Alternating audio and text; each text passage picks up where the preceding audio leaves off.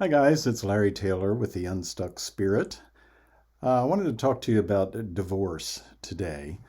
I'm not going to try to do a whole Bible study on divorce or look at all the ins and outs.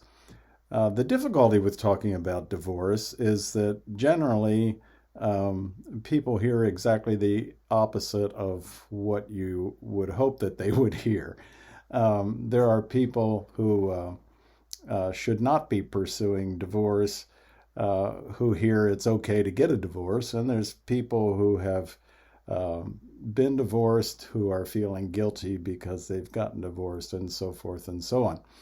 Um, it's a deep subject, and of course, there's lots of different opinions.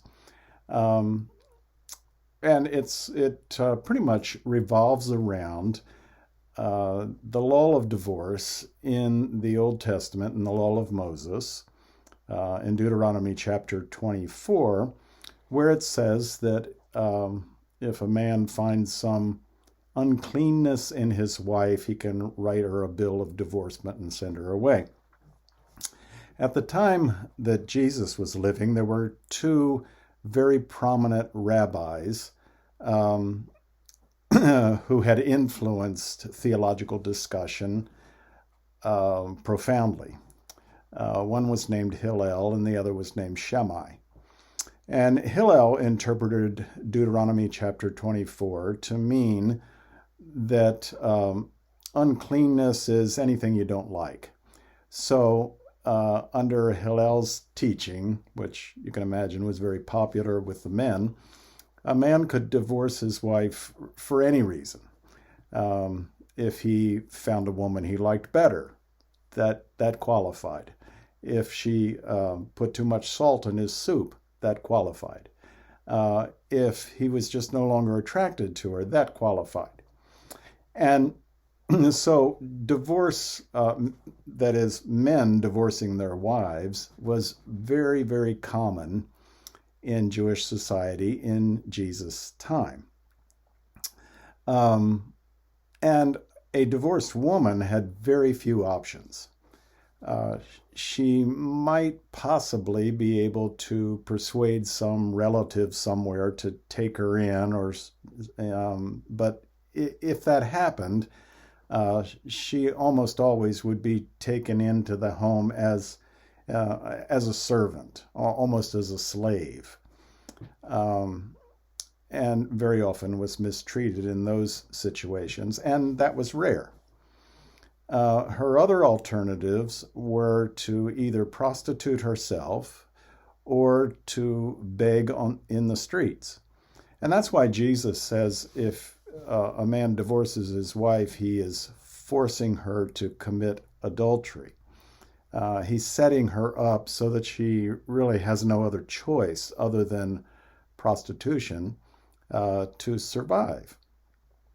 The other rabbi who was influential was Shammai, and he was very strict in his interpretation. He said Deuteronomy chapter 24 refers only to infidelity. Now, Jesus, when he was asked the question, is it okay for a man to divorce his wife? He went back before Hillel. He went back before Shammai. He went back before Moses.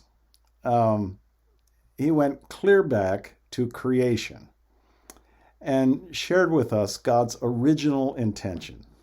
And God's original intention was, for this cause shall a man leave father and mother and cleave to his wife, and they two shall be one flesh. What God has therefore joined together, let not man put asunder, we say in the wedding ceremony, traditionally. So Jesus pointed them to the ideal. The ideal is not for a man to rule over the woman, or the woman to rule over the man, or the man to be the head of the household, or the woman to be the head of the household, or any of that stuff that is often brought up. It's not about who submits to who and all that stuff. The ideal was to have a man in perfect submission to God, under the authority of God, married to a woman who is also in perfect submission to God under the authority of God. And so God is in charge of the relationship, not the man, not the woman, God. And when you have a situation like that, whatever difficulties arise can be worked out. Of course, the religious leaders, the scribes and Pharisees, weren't satisfied with that answer. And they said, well, then how come Moses said we could divorce our wives? There in, Deuteronomy 24. And Jesus said, well, he allowed that because of the hardness of your hearts. And then he seems to come down on the side of Shammai.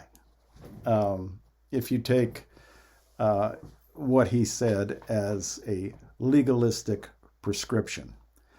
But Jesus doesn't give legalistic prescriptions. The New Testament is not a series of laws to replace the laws that were in the Old Testament. The New Testament, particularly the teachings of Jesus, are principles. And the principle is that it's best to work out the difficulties and stay married. That's the principle. But we need to be careful not to get all tied up in legalisms about that. I have seen people, I've counseled people, who have set their spouse up purposely, pushing them into an adulterous situation, manipulating them into an adulterous situation, so that then they could divorce their spouse and feel very self-righteous about it. Well, he committed adultery, she committed adultery, I'm the victim here, that kind of thing. On the other hand, the other end of the spectrum, and even more tragically, I think, I've seen, the situations I'm thinking of are situations where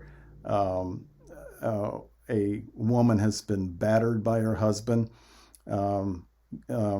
goes to her pastor, and the pastor says, no, you have to go home and submit to your husband. I've seen situations where women have done that and gotten very severely injured, even in extreme situations, killed.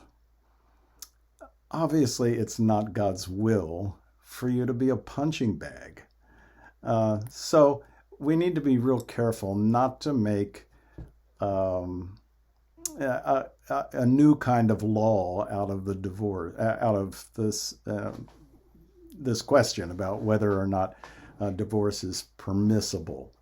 It's always best to let God be in charge if two people are doing that. But if two people aren't doing that, and if they're destroying each other, God is a God of grace and God is a God of love. There's a lot more we could say about that, but if you'd like to chat about your particular situation individually, you can get in touch with me through my website, which is theunstuckspirit.com. God bless you.